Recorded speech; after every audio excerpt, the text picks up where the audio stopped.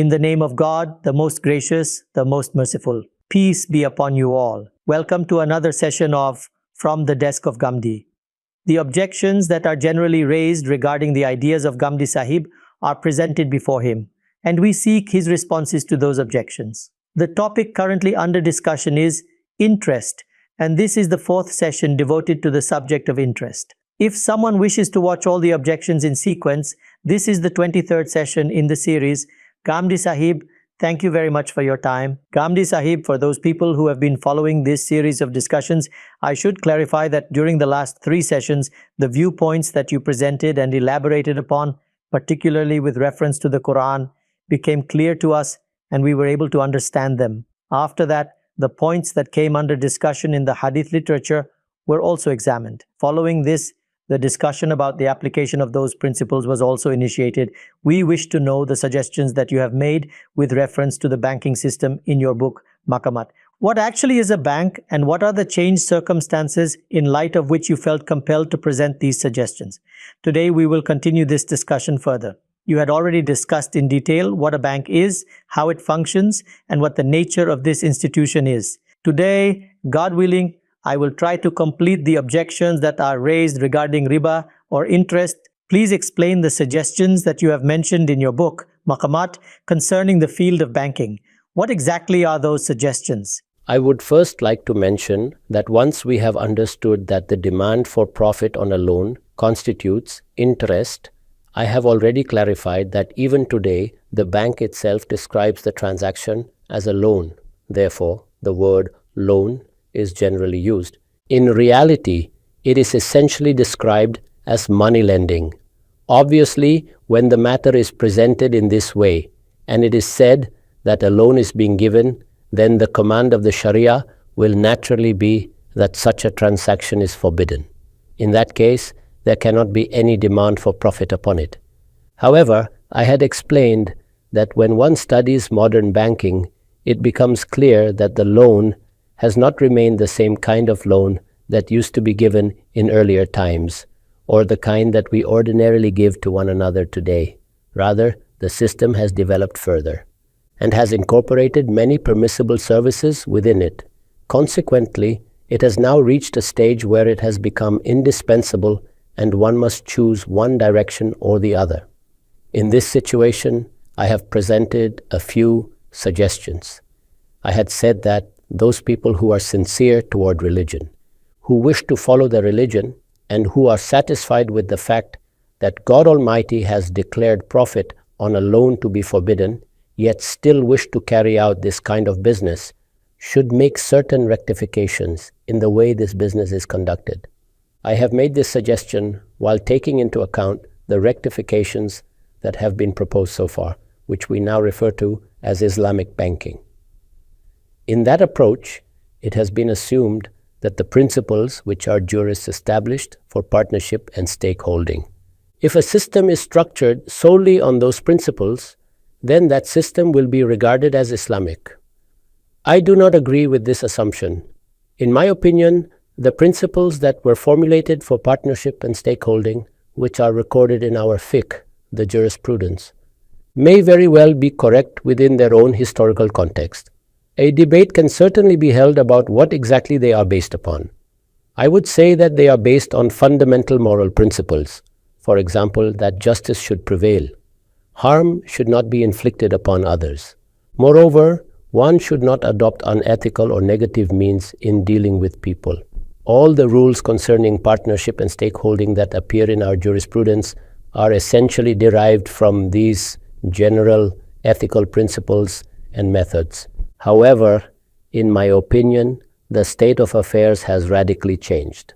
Therefore, the strictly jurisprudential approach, that is, adopting the method whereby our predecessors imposed certain restrictions and set fixed limits for such matters, beyond which we believe nothing can be said, inevitably results in hair-splitting and the search for loopholes.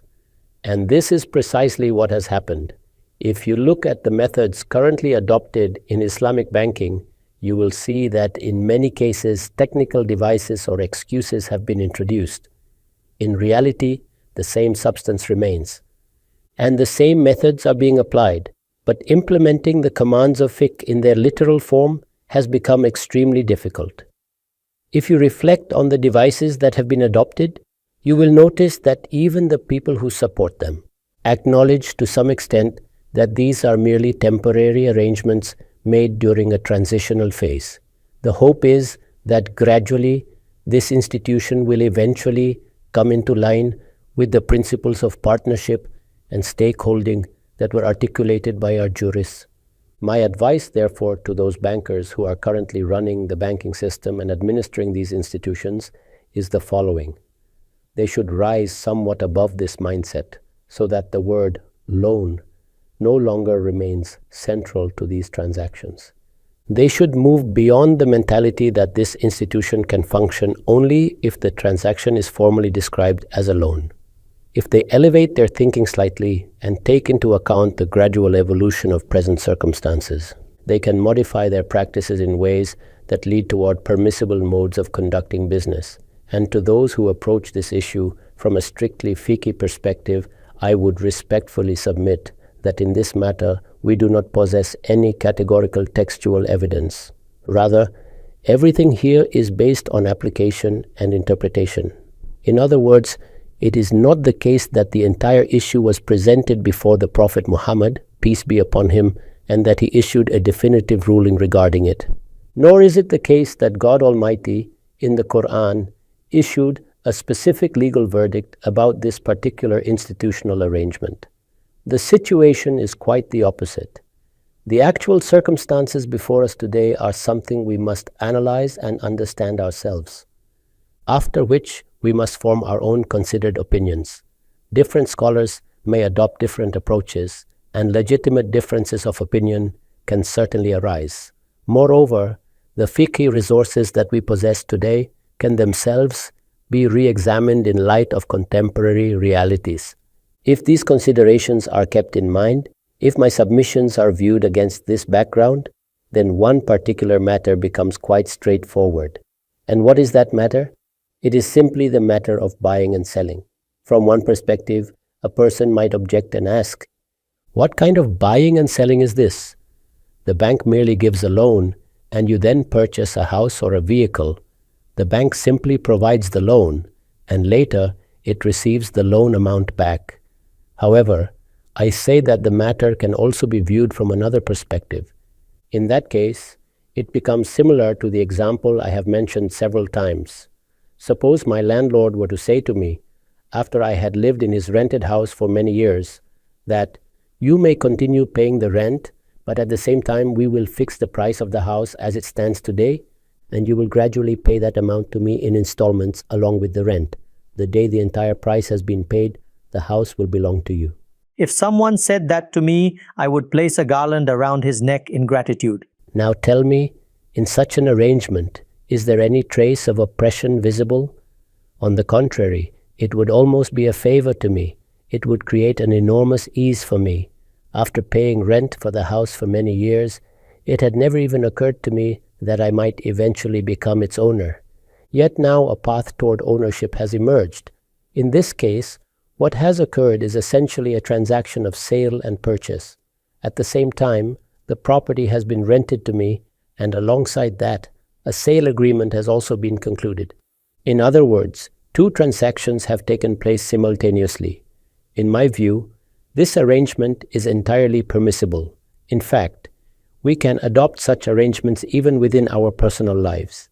A father may do this for his son, or a brother may do this for another brother.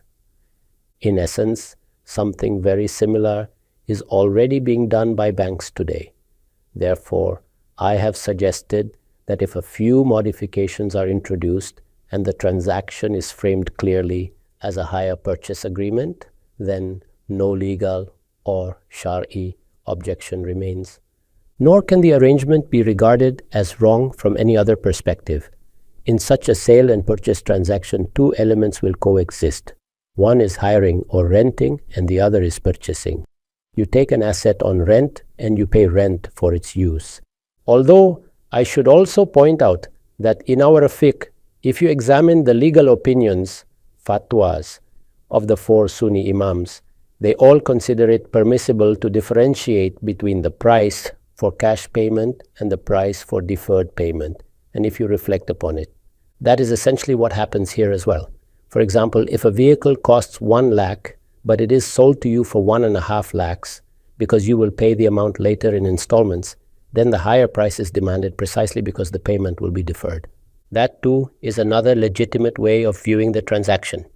Nevertheless, I emphasize once again that profit on a loan is forbidden in the religion. Therefore, you should stop treating the transaction as a loan, and you should also avoid structuring it as a loan. I am making both of these recommendations. Instead, you should structure it explicitly as a transaction of sale and purchase, which in reality is what is already happening. In the modern world, these changes have not yet been implemented everywhere, although they have been implemented in many places. For instance, as I mentioned earlier, in Malaysia, the agreement used when purchasing a vehicle is already structured as a hire purchase contract. The same model can be adopted for a shop, a house, and all other assets that can be used and are categorized as durable or usable goods. In such cases, a sale transaction occurs, and simultaneously, the rent for using the asset is paid. This would be a completely permissible arrangement. Thus, the transactions that we currently call mortgages only require minor changes in their contractual clauses. A few restrictions appropriate to the nature of the transaction must be accepted, but none of these adjustments would have any negative impact on the business itself. Once this is done, there will be no remaining objection. That was the first suggestion I had presented. Since this point is fairly obvious, I also mentioned that even the traditional religious scholars among us accept that if you differentiate between the cash price and the deferred price, and the transaction is genuinely a sale, then it cannot be described as interest, because God Almighty has declared trade to be permissible. Therefore, it cannot be claimed that interest is being demanded. And even if one does not adopt that particular approach, the arrangement can still be understood simply as a hire purchase transaction. Once you clearly bring the arrangement to that level, there remains no scope for objection. The second suggestion I made in this regard, again presented only as a suggestion, is that at present banks give cash to people. Obviously, they say, we are giving you a loan. But once they have given this loan, then, regardless of what happens afterward, whether your business succeeds, whether it fails, or even if you close the business altogether, they still demand fixed payments from you. This is precisely what should be called interest. As we previously discussed, when profit is demanded on a loan, that is exactly what interest is. My suggestion here is that even in this case, the practice of giving loans should be discontinued, and instead the transaction should be converted into principal secured financing. In other words, it should become an investment in which the principal amount is protected. I had also pointed out that when you seek a loan from someone, the person giving the loan traditionally demanded only one thing: assurance that the principal amount would be returned. At most, he might examine your circumstances and possibly ask for a guarantee. But in present circumstances, this simple situation no longer exists. We have already discussed this in detail. Banks now analyze the nature of the business, evaluate its prospects, conduct feasibility studies, and calculate the probability of profit. Thus, the arrangement effectively becomes a form of investment.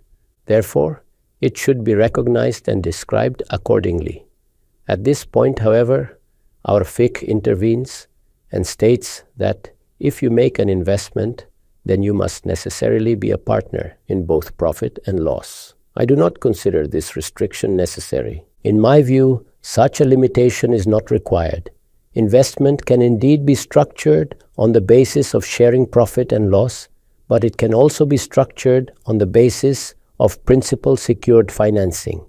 I am telling you that this happens tens of times when you say that justice demands this. The things that have been stated in the religion and the general principles that have been established, keeping those in view, it should be done in this manner. So you will assess the situation and determine whether it is in fact a demand of justice.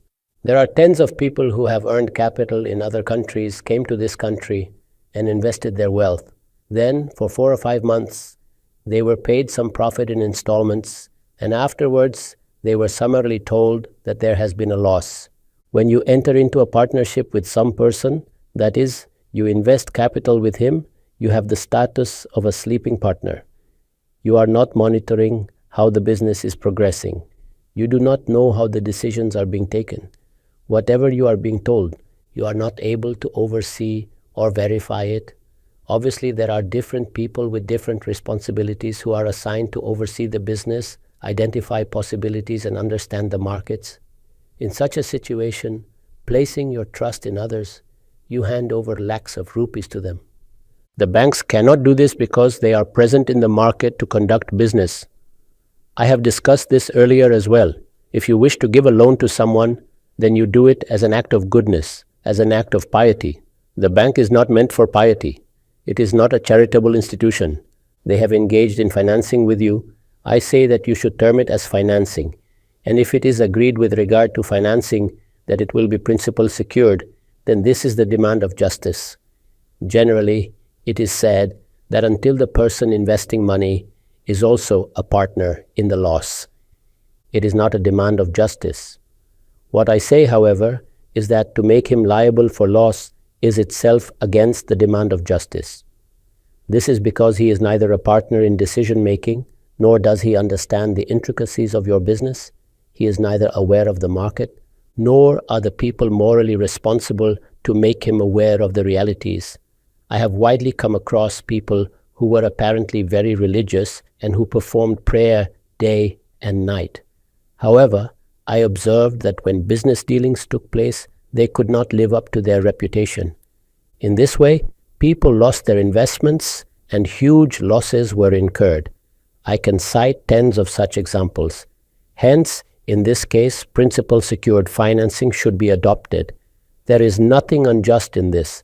I have given you this amount, I am financing it, and I will be a partner in the profit. Because you are conducting the business, and there will be profit in your business, I have not given it as a loan. Since I am not lending, I have the right to dictate my terms. With regard to terms, Islam does not go any further than the requirement that the terms should be based on justice. I regard this as justice. When you undertake principal secured financing, the risk of losing the principal amount is excluded. That person is responsible. Whether there is a loss or profit in the business, whatever the situation may be, when you withdraw your capital, he must return that capital to you. This is one aspect. However, it would obviously be quite unjust if a business is started, you invest capital in it, the business continues, and you keep extracting profits from it. How the profit is to be taken, I will address that issue. But if you continue to take profits and there is nothing wrong with investing in that business, and if you have imposed the condition that you will not be a partner in any losses that may occur, there is nothing wrong with that either. You have taken the profit, which was your share of the profit from that business. There is nothing wrong with this as well. However, if the business has to be closed for any reason, then obviously when the source itself has ended, on what basis will you demand any profit?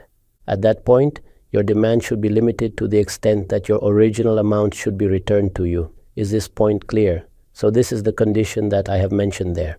That is, if this change is introduced, namely that the method of principal secured financing should be adopted, then as long as the business is running, you may enjoy the profits.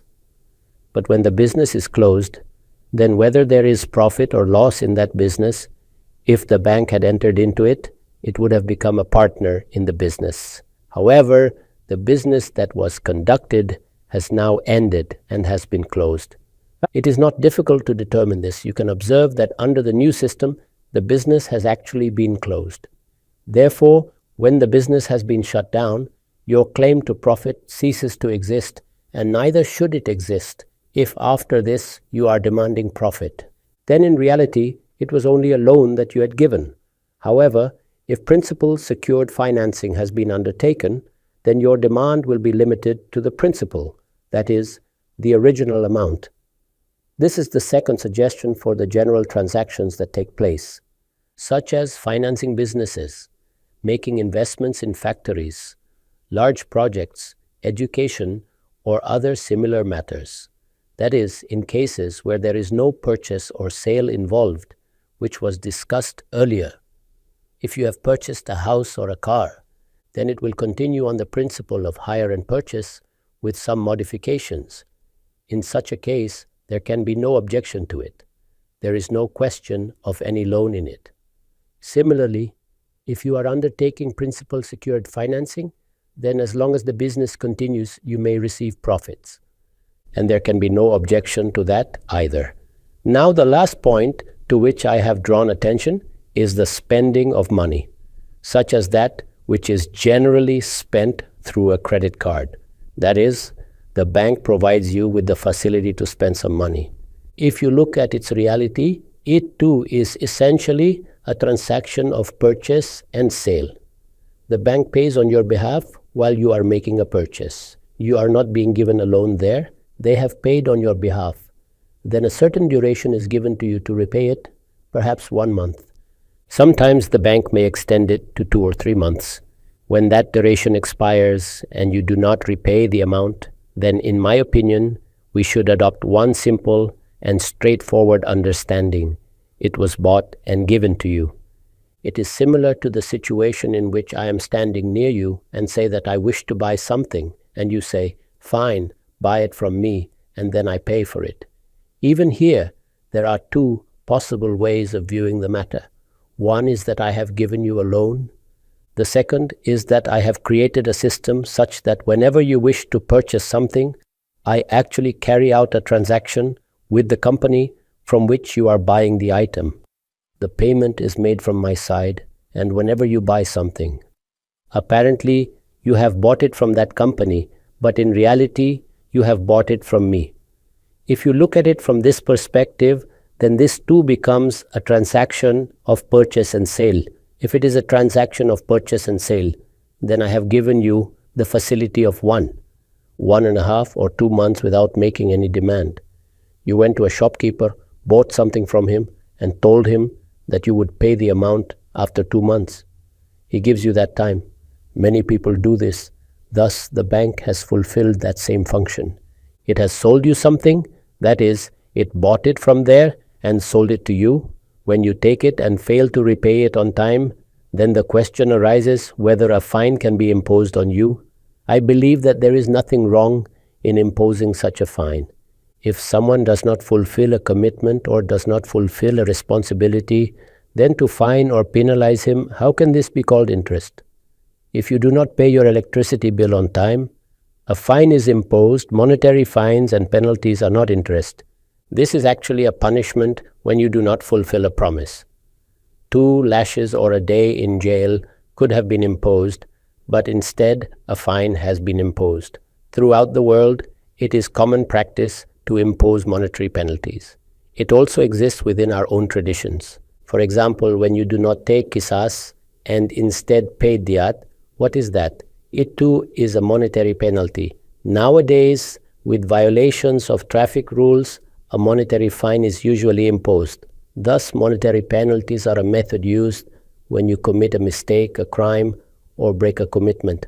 Therefore, I wish to say that all those elaborate methods adopted in Islamic banking merely to search for loopholes are not necessary at all. This matter too can be understood quite clearly. This is the suggestion that I have given in this chapter. These suggestions are related to applications. You may accept them or you may reject them. Among us, the suggestions made in the name of Islamic banking and which have been accepted by many scholars are also merely suggestions. Just as I have the right to say that those methods are merely excuses and I do not approve of them. In the same way, you also have the right to comment on my suggestions. In my opinion, the matter should be viewed in this way. There may be agreement with it or there may be disagreement. However, if you present it as though it is equivalent to denying interest, or that it is an attempt to make interest permissible, then there is absolutely nothing of that sort. For me, the demand for profit on a loan is interest, and it is forbidden in all circumstances. It has been declared forbidden by God Almighty, and it will remain forbidden and impermissible until the day of judgment. A matter of a completely different type has arisen before us in the form of an institution. In order to deal with it, some suggestions have been proposed. It is not that this institution has been declared entirely permissible. Rather, it is being argued that if certain changes are introduced, the situation can be corrected. Some of these changes concern the terms of transactions, some relate to conceptual understanding, and others concern the nature of the circumstances themselves. The intention is not that banks should start operating purely on the model of partnership or stakeholding. Instead, the goal is to properly structure the investments and sale and purchase transactions that banks already undertake. If these modifications are implemented, they would hardly disrupt the normal functioning of banking. And once such adjustments are made, there would remain no room for issuing a fatwa declaring the system impermissible. This, in essence, is my viewpoint. Ghamidi Sahib, another point raised in your article has also been widely discussed. I would like you to clarify it. After that, I will present the objections one by one. You wrote that if money is lent for non-business purposes, then banks should not charge anything beyond the principal amount, even if inflation reduces the value of money. Please explain this recommendation as well. This situation arises due to the nature of paper currency. On this basis, I say the following regarding all loans. Whenever two parties enter into a loan agreement, they should decide in advance how the loan will be repaid. For example, will it be repaid in the same paper currency, or will it be tied to petroleum, gold, or some other commodity so that the value of the loan is preserved against inflation? In my opinion, such an arrangement is permissible. I see nothing wrong with it. I often narrate an incident in this context. A close friend once told me that about 15 or 20 years ago, his daughter had given him 15,000 rupees and asked him to invest it in his business.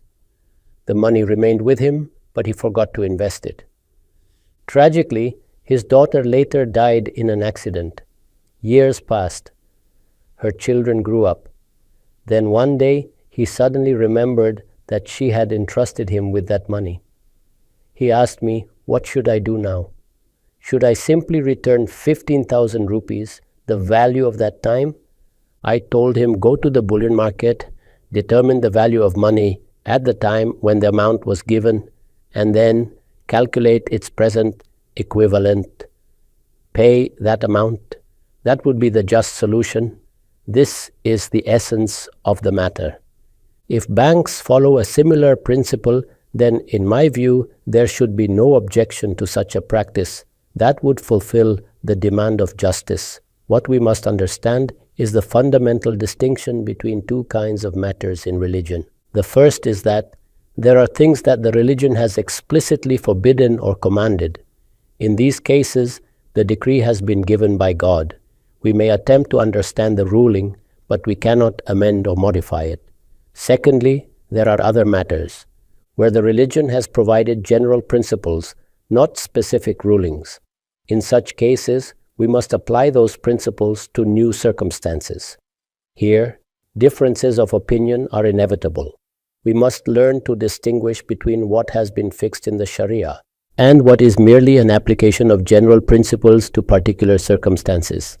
Consider the example of food laws. We are told that certain animals are forbidden and that bahimatul anam, or cattle-like animals, are permissible to eat. Beyond that, there are additional conditions that I have explained earlier. However, there are many animals whose classification is uncertain. It becomes difficult to determine whether they fall under permissible cattle or under forbidden categories. Similarly, there is the category of kabaith, repulsive or impure creatures. When people see such animals, they instinctively feel repelled and do not consider them suitable for consumption.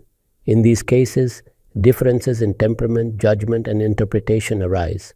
One scholar may argue that a particular animal falls within the definition of haram, while another may argue that it does not. Such disagreements should never be interpreted as attempts to make what God has permitted unlawful or what God has forbidden lawful. Rather, they are simply differences in applying principles. The jurists, or fuqaha, have always engaged in such debates, and these differences will continue until the day of judgment. The fundamental rule remains unchanged. Tayyibat, pure and wholesome things, are lawful, and khaba'ith, or impure things, are forbidden. This is the core teaching of the religion, and neither you nor I have the authority to alter it. However, when applying this principle, doubts may arise. The Prophet taught that when a matter lies between two doubtful possibilities, it is safer to avoid it. Yet even here, people are not absolutely bound. If someone genuinely believes a particular application is correct, he may follow that understanding. Therefore, such applications should simply be regarded as interpretive judgments, which may be right or wrong. Ghamidi Sahib, you mentioned that your proposals are suggestions. If someone disagrees, they are disagreeing with your suggestion, not with the religion itself. You also criticized Islamic banking, but you did not accuse its proponents of deliberately trying to make interest lawful. Rather, you criticized their methodology. However, many critics say that the outcome of your view effectively makes interest permissible, for example, by allowing mortgages. Could you clarify this issue so that people understand the difference between principle and application? Yes, that is precisely what I am trying to explain. Take the example of the Shafi'i juristic opinion regarding meat over which the name of God was not pronounced during slaughter, what is called matruk al-tasmiyah. According to Imam Shafi'i, such meat is permissible if it is slaughtered by people of the book al-Kitab.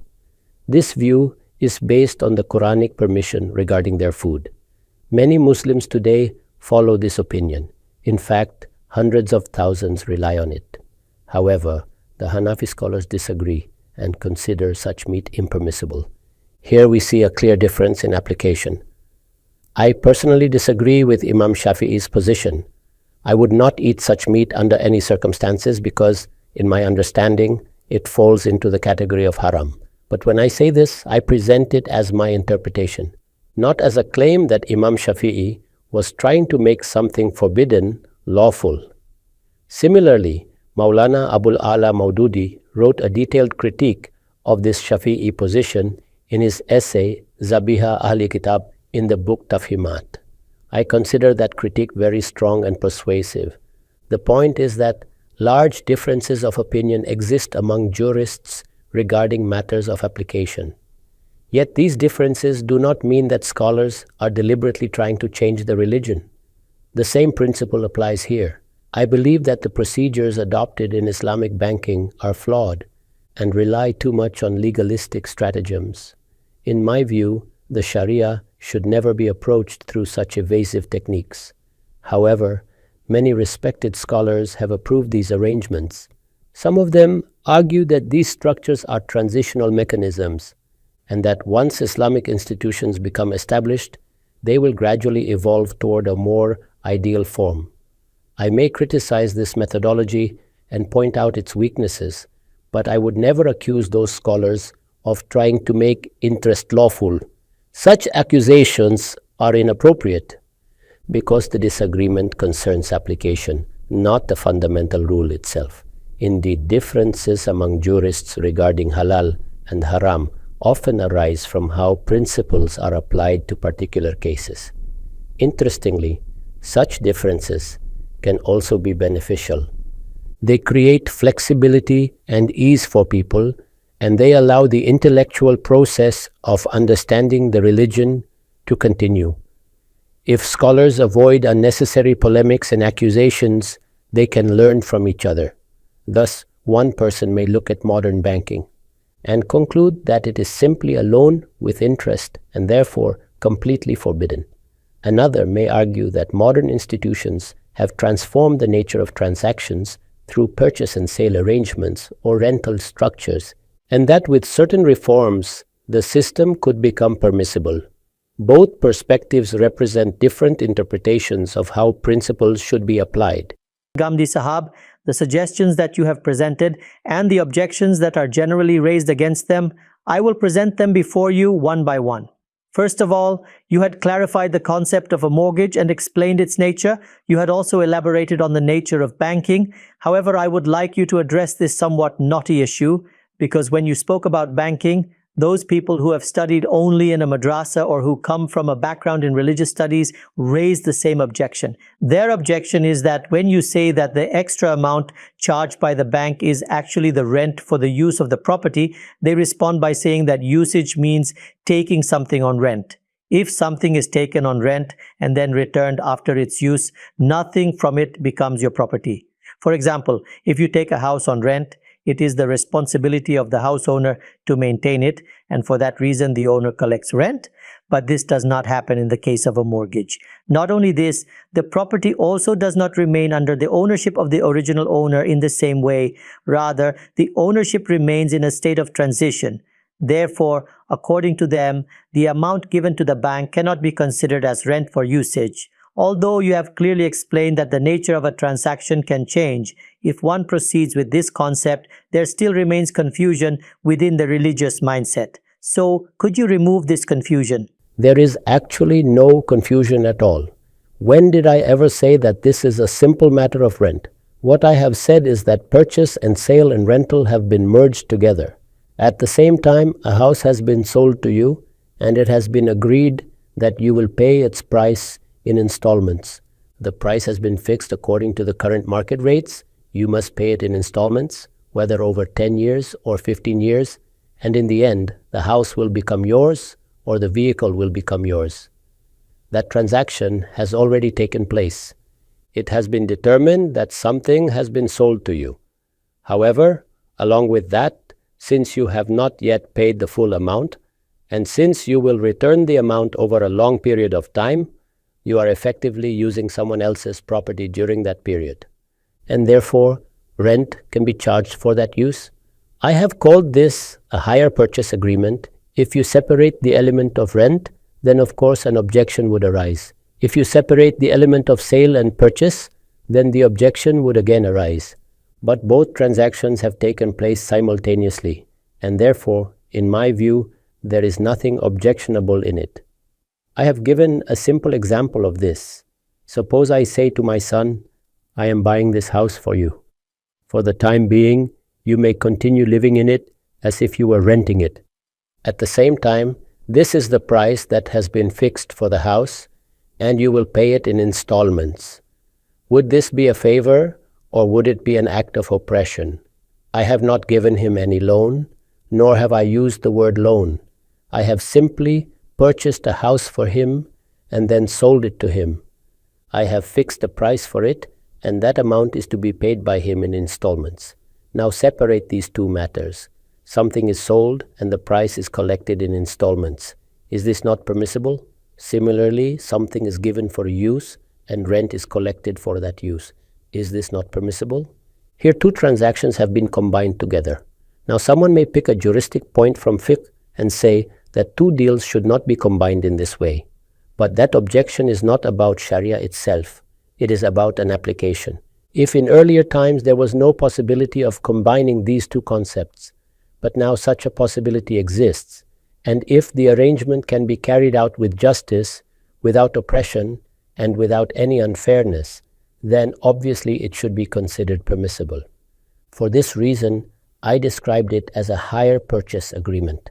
From a religious perspective, there is no scope for any objection. Very well, but in this case, we would agree that when in dealing with the bank we are paying rent for usage, then in one sense, because two agreements are taking place together, the responsibility of ownership should also be considered. For example, if I take a house on rent and something in the house breaks down, it is the responsibility of the owner of the house to repair it. Therefore, according to your view, in a mortgage arrangement, the bank should also bear that responsibility. Why should it bear that responsibility? I have purchased the property as well. I am using it, and at the same time I have bought it. When usage and ownership are combined in this way, then naturally a new type of contract comes into existence. What I am drawing attention to is that the conditions and limits of such a contract should be fixed with justice. One should not simply carry forward the procedures of earlier times that applied separately to rent or to sale and purchase. Instead, one should look at the entire matter in a new way, and from a religious perspective, determine whether there is anything objectionable in it. For me, there is no religious objection. Of course, if you open the old books of jurisprudence, the entire nature of the discussion will appear different. The point I have tried to highlight is that there is no direct command in the religion regarding such arrangements.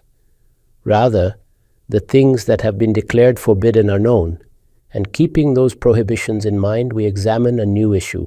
When we realize that there is no element of prohibition within it, then we may proceed. In this case, there is no loan involved, so the question of interest does not arise. There is no compulsory loss, so the issue of gambling is also eliminated. When the matter is examined in the light of the general principles of justice and injustice, it becomes clear that there is no element of abuse within it. In fact, note that the person who is spending money in such a situation is not committing oppression. Rather, he is actually doing you a great favor. Very well. Let us move a little further. Suppose a bank invests capital in a business and the business incurs a loss.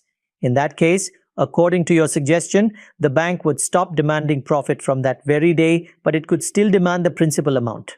An intellectual objection has been raised here. According to the critics, in such a scenario, the bank does not truly become a partner in both profit and loss. First of all, it is generally said that this arrangement is not permissible according to Sharia because when two people engage in a partnership business, the partnership must involve both profit and loss. When we say something is permissible according to Sharia, we usually mean the Quran, the Hadith, or the established sunnah.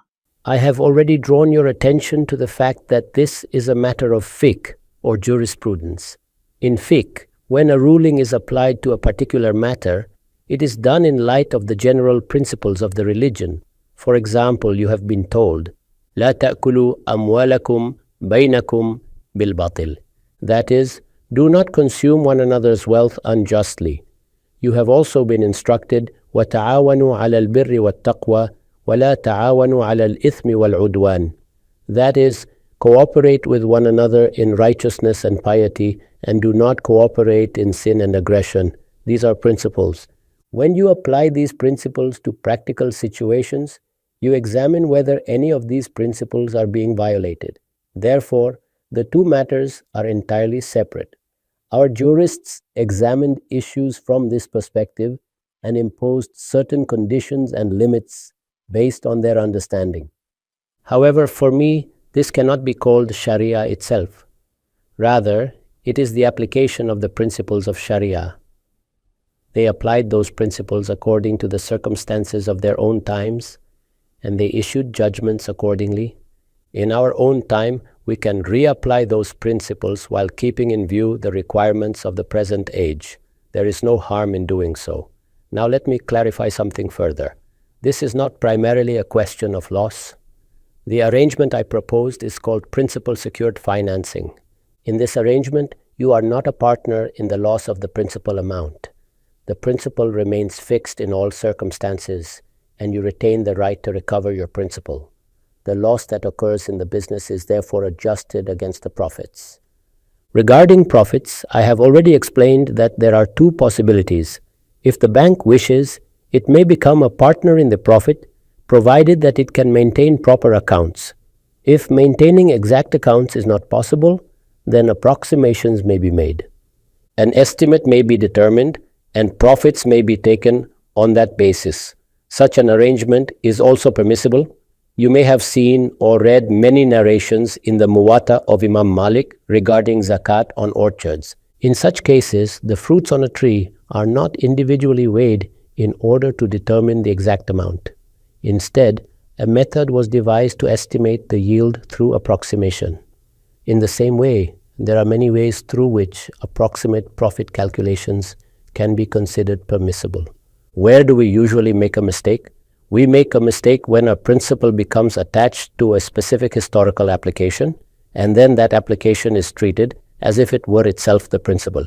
We must maintain the distinction between the two. These are not direct commands of Sharia.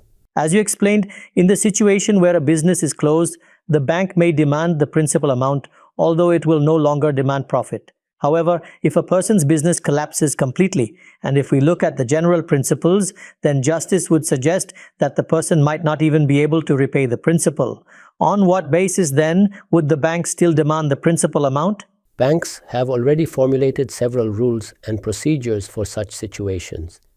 Even today, there are stipulations according to which, if it becomes clear that a person has become bankrupt and is no longer able to pay, then certain adjustments can be made. In my view, these mechanisms have been significantly improved in the United States banking system, so the matter should be examined from that perspective. These are separate issues. The agreement that was made originally applies to normal circumstances.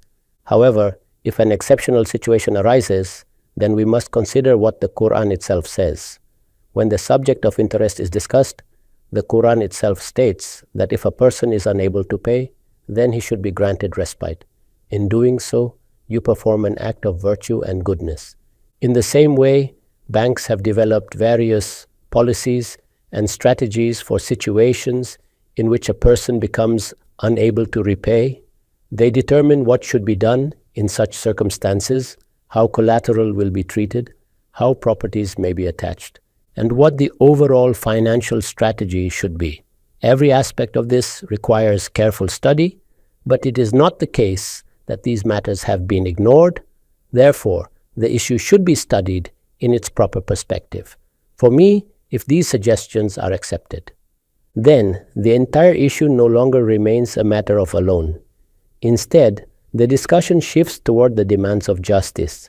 The key questions then become: is anyone being subjected to harm or loss? Is someone being forced into an unfair loss? Is anyone being treated fraudulently? The matter must be evaluated in light of the general principles of justice and accepted social practices. Very well, Ghamidi Sahab. Let us move further. One suggestion that has been under discussion and which you also mentioned is that when a person borrows something as a loan, then demanding anything extra beyond the original amount is not permissible. However, if we keep in mind the general principle of inflation, then suppose someone takes a loan. You gave the example of a friend where the increase in the principal amount occurred because of inflation in the global economy rather than because of any effort or contribution on the part of the borrower. In that case, why should it become obligatory for him to return the inflation-adjusted amount? This objection is absolutely correct if this had not been discussed at the time of borrowing. That is, a loan is given and it was in paper currency, and now I demand from you that I shall also take inflation into consideration. For me, this is a breach of the agreement and of established custom. Nobody has the right to do that. However, if we fix beforehand that we are engaging in a transaction of loan, which in itself is an act of virtue and goodness, and I say to you that I am doing an act of piety for you, but when you return my money after 10 years, or after 4 or 5 years, it will not have the same worth, then the matter is different. So I am ready to do this good deed by giving the money to you now, but this loss would not be bearable for me. Therefore, you may demand it.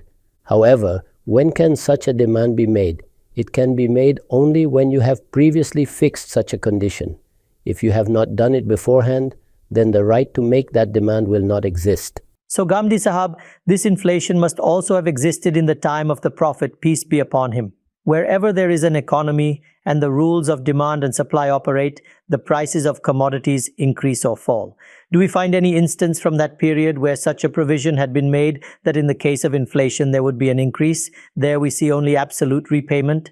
At that time, barter exchange constituted 90 to 95% of economic transactions.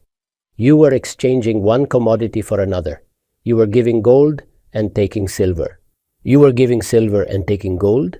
You were giving dates and exchanging them for dates of better or poorer quality.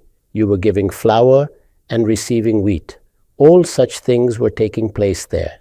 Hence, this issue has become aggravated, particularly in the case of paper currency. That is, a new situation has developed.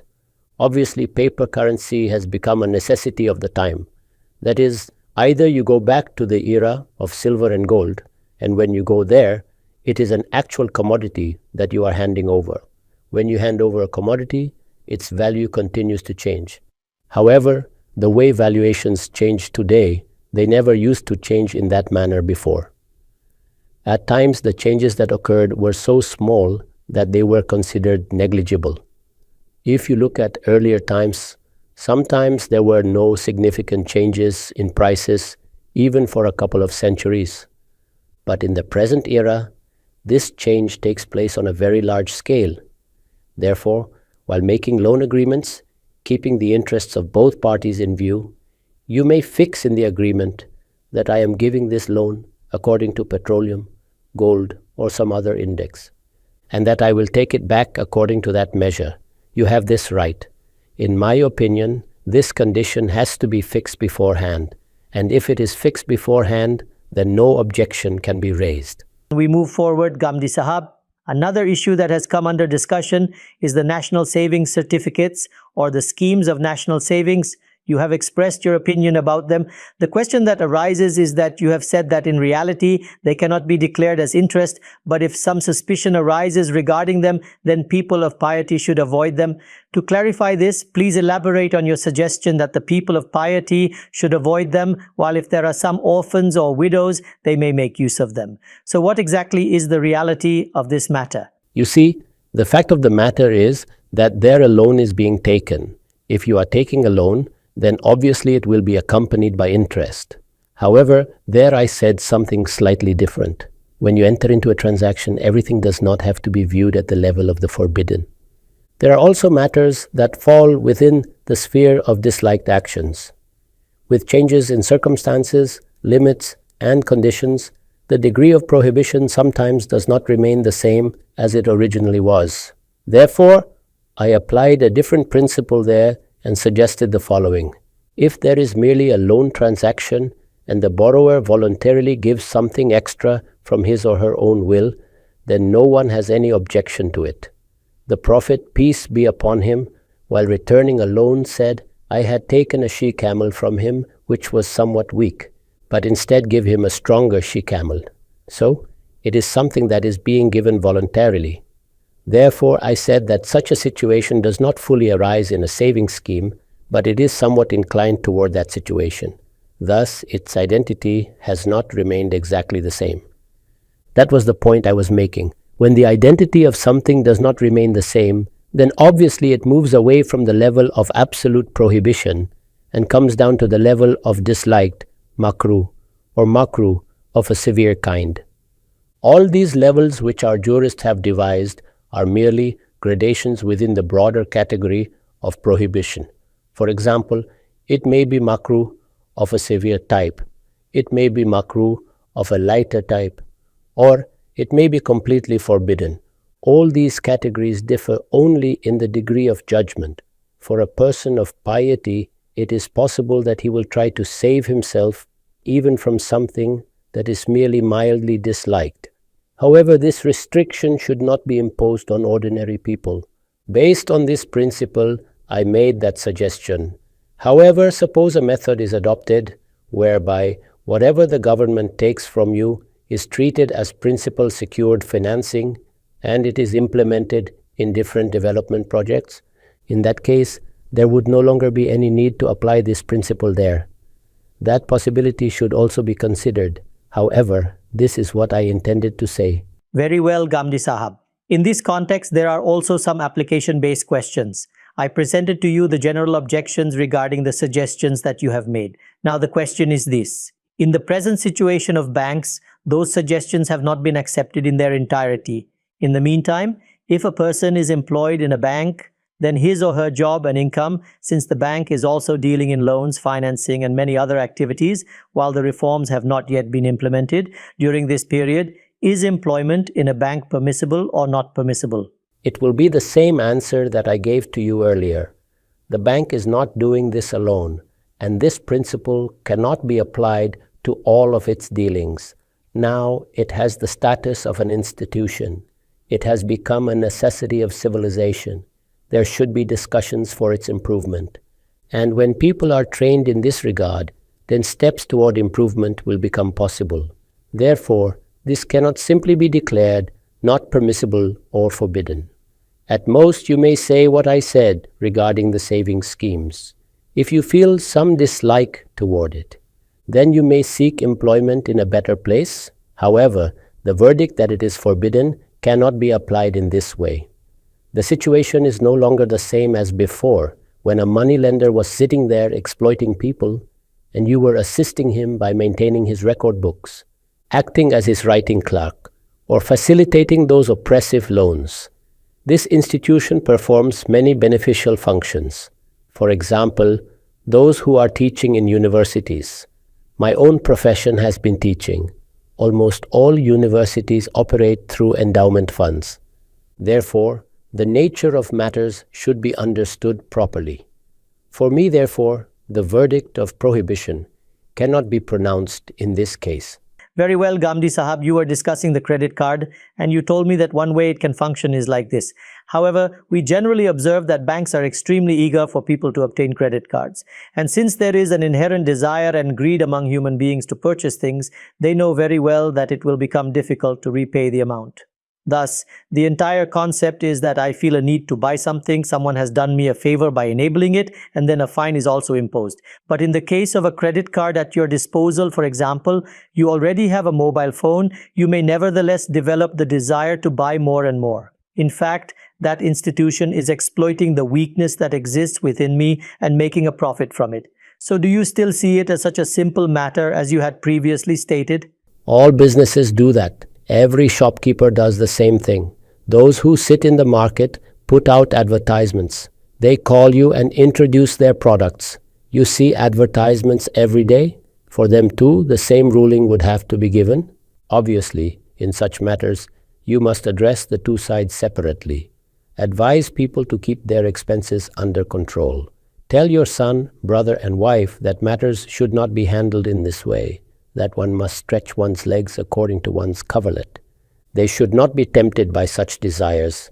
As for the businessmen, we will speak with them separately.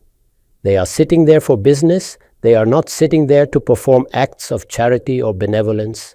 Therefore, just as a businessman sells his products, persuades customers, and informs people about them, they will do the same. And regarding that, I have already told you that they provide a certain period of time within which, if you repay the amount, then what objection can there be? There is no objection of any kind. In fact, if you think about it, it is still a favor, because in your place, they purchased the item and paid on your behalf. They gave you a relaxation of time, just as when you go to a shopkeeper and he gives you a little time to pay, perhaps 1 or 2 months, just like the shopkeepers in local neighborhoods. Where we live, there are many shopkeepers in our locality from whom you keep buying groceries, and after 1 or 2 months you settle the payment.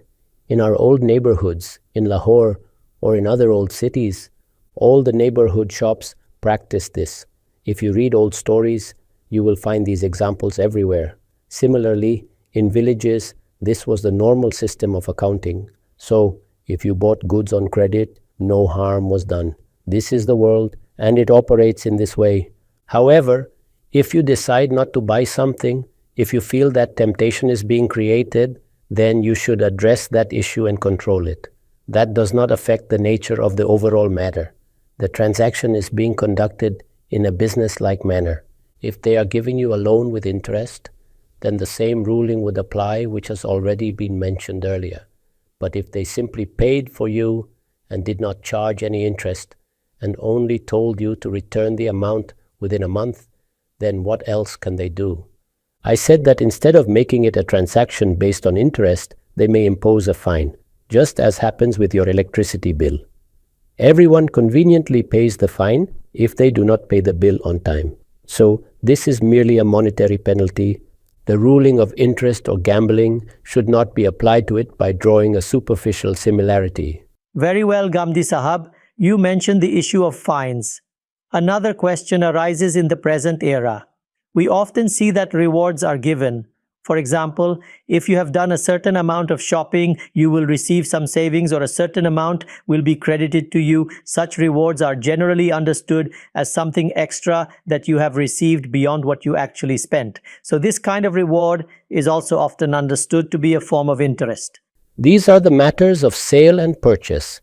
There are many companies that sell their products. They say, if you buy 10 items, we shall give you the 11th item free. You go to shops and they say that if you have bought 2 items, we will give the third one free. These are methods of selling which people have adopted in order to entice customers. There is nothing illegal about them. You see, in general, if any financial practice is having some ill effects on society, then those effects should be addressed from that perspective. However, from the individual level or from the level of sellers, if such a transaction is carried out, what objection can be raised against it? No objection can be raised against it. Let us move ahead, Ghamidi Sahab, towards the conclusion. Nowadays, we see newer things such as cryptocurrency and other digital instruments. I wish to ask you from the point of principle that these things exist within society and tomorrow newer developments may appear. We observe that due to their social ratings, their valuations are determined. That is, according to their methodology within society, their dealings are assessed, and through this their credit score is determined, and he or she effectively turns into a kind of commodity. My question to you is that when such types of application-based matters emerge, and they will continue to emerge in the future, for example, recently Bitcoin appeared, then in such matters, according to you, who should be the real decision makers? Those who are sitting in the marketplace? I mean, everything today is done scientifically. Economics is a science, banking is a science. Generally, what happens with us is that we apparently see something and then we apply the decree of the religion upon it. So who should give the real religious ruling? If by religious ruling you mean giving an opinion, then every individual has that right. I am also giving an opinion. The religious scholars can also give opinions. Intellectuals can also give opinions. Experts of a particular science can also give opinions. Those who are active in the marketplace can sometimes give an even better opinion. The opinions that I have presented are obviously applied opinions. They can be expressed better by those who understand the matter in depth. If there is some fault in them, I will point it out. When I make a mistake, you will point it out. These opinions will continue to be given. There is no harm in this. However, when giving opinions, you must carefully examine what exactly you are saying. In other words, what kinds of reasons are you presenting in support of your claims? If you wish to express an opinion, present it clearly as an opinion. The commands of the religion are clear. You see, interest is forbidden. What is interest? It is the demand for profit on a loan. Gambling is forbidden. It has been described in the Quran as an abomination among the works of Satan. What is gambling? You and I both know what it is. What is called gambling, the Quran refers to it as gambling or games of chance. So in those matters where God Almighty Himself has applied His decrees, then neither you nor I have any right to offer opinions. In those matters, the difference can only arise in understanding, and this also happens. There are many people who differ in their understanding of such matters. Each of the texts has sometimes been understood from different angles. What is the meaning of a word in the Quran? What is the structure of the sentence? What are the backdrop and the context? What does the historical background indicate? Among these matters too, differences arise, but these are differences of interpretation. After that comes the matter of application. Application, in every respect, is a matter of independent reasoning. In other words, the principles have already been agreed upon. Now, whatever transactions take place, the principle applies. لا تأكلوا أموالكم بينكم بالباطل. That is, whatever you do, do it in a proper and legitimate way. Do not violate the trust of others. Do not deceive them. Do not cheat. Do not adulterate goods. And do not take advantage of someone's wealth through unfair means. The whole world, and I myself, is familiar with the clear forms of this. Who will say that cheating is permissible? Who will say that adulteration or embezzlement is permissible? There were some gray areas in which God Almighty issued explicit rulings. For example, the ruling given by God regarding gambling and interest. So, in those cases, no confusion remains. However, there can still be differences in understanding. After this, whatever matters remain are matters of application. In other words, a principle is given, and keeping in view the general principles and the method, you apply it to a specific case and say that this is not correct. Regarding such matters, differences have occurred, and you act according to your own intellectual satisfaction. However, when making a new application, you must examine one important point. Is your conscience satisfied with it? Have you made any mistake in understanding it? And mistakes in understanding can occur even among the greatest jurists or the greatest scholars, or among those who possess deep understanding. As long as you are alive, listen to the objections of others. Try to understand the real spirit of the objection. What arguments are being presented? If eventually you attain intellectual satisfaction, then ask for the forgiveness of God Almighty and make corrections in your views. Therefore, the matter of application will always proceed in this way. These questions will arise regarding what is lawful and what is unlawful. They will arise regarding the things that we eat and drink, and they will also arise in moral matters, where sometimes two points of view can exist. However, in those matters where two views cannot exist, such as embezzlement, cheating, adulteration, and similar acts, you see that there is no debate at all. Debate arises only in matters of interpretation or in matters of application, where aspects on both sides come into consideration. For example, we analyzed and observed that the matters of loans, when viewed purely through the words used, appear to be the same. I had said earlier that if you approach it in that way, then I will apply the ruling which you will also apply. However, if you look at it from another perspective, then the transactions taking place are transactions of sale and purchase. And when they are viewed through the commands related to sale and purchase, then the nature of the rulings changes. Therefore, I have said that this matter must be clarified. That is, the issue of sale and purchase, or the issue of rent, should be fully elaborated. And in the same manner, the transactions of financing should be connected with these conditions. Whatever points are raised in this regard are points of application. And I repeat that, with regard to applications, we should not adopt an attitude whereby, due to a person's reasoning, we declare him to be outside the religion. Such differences will exist. For example, the scholars who say that from the beginning, this is not the kind of loan upon which God Almighty has forbidden profit. There is an entire group of scholars who hold this view, and they are present even today in Egypt and Syria. The opinion of Maulana Wahiduddin Khan is more or less the same. There are also many scholars in our own country. I had introduced to you Akram Khan Sahab, and there are several others who hold this opinion. Their view is the same. We differ with them and say that your opinion is not in accordance with the text. The words of the Quran do not support it. However, to say that they do not have the right to form an opinion should not be said either by you or by me. This matter concerns the interpretation of the text, and even in such matters this cannot be said. Then, how could such a statement be made regarding the matters of application? Very well, Ghamidi Sahab, thank you very much. The time for today's session has extended a little, but during the last 4 sessions, we have discussed in detail the issue of interest and the objections that are generally raised regarding your views. In the coming sessions, God willing, we will move further and discuss other objections. Thank you very much for your time so far. Thank you very much.